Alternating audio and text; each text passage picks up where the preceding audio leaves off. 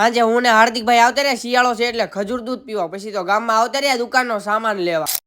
તો કેમ છો બધા મિત્રો, મજામાં દેશો? આપણા નવા મિની વ્લોગમાં તમારું બધાનું સ્વાગત છે. ચિંટુભાઈ નો ફોન આવ્યો, ગાડી કાઢી નીકળી ગયા ચિંટુભાઈ ની દુકાન. ચિંટુભાઈ નો ફોન હાથમાં લીધો, કઈક પ્રોબ્લેમ આવી ગયો. પ્રિન્સભાઈ ને ફોન કર્યો, પ્રિન્સભાઈ તો ઘરે નહોતા. પછી તો ગાડી કાઢી નીકળી ગયા પાછા ઘર બાજુ. ઘરેથી સીધા આવતા રહ્યા હાર્દિકભાઈ ને ઘરે. હાર્દિકભાઈ તો એમના ગેમિંગ સેટઅપ ઉપર વાંચતા હતા.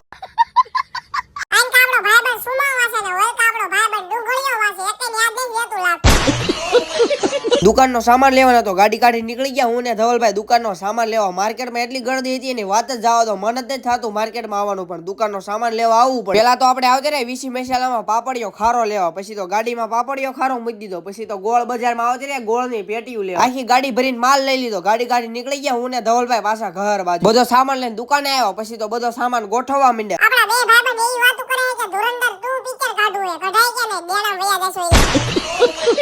એકાઉન્ટ ની પાકી બુક બનાવવાની હતી એટલે ઘરે આવીને ચોપડા કાઢ્યા ને એકાઉન્ટ ની પાકી બુક બનાવવાનું શરૂ કરી દીધું. આજે હાર્દિકભાઈ ફોન આવ્યો, એમના ઘરે આવતા રહ્યા કે ખજૂર દૂધ પીવા જાવ. ગાડી કાઢી નીકળી ગયા બે ભાઈઓ ખજૂર દૂધ પીવા. આવતા રહ્યા હું ને હાર્દિકભાઈ બાપા સીતારામમાં ખજૂર દૂધ પીવા. અહીંયા તો ગરમા ગરમ ખજૂર દૂધ બનતું હતું. પછી તો મેં અને હાર્દિકભાઈ ખજૂર દૂધ પી લીધું. કોણે કોણે પીધેલું હે કોમેન્ટ તો કરો. બે ભાઈઓએ ગરમા ગરમ ખજૂર દૂધ પી લીધું. ગાડી કાઢી નીકળી ગયા ઘર બાજુ. તમે બધા ફોલો તો કરી નાખો.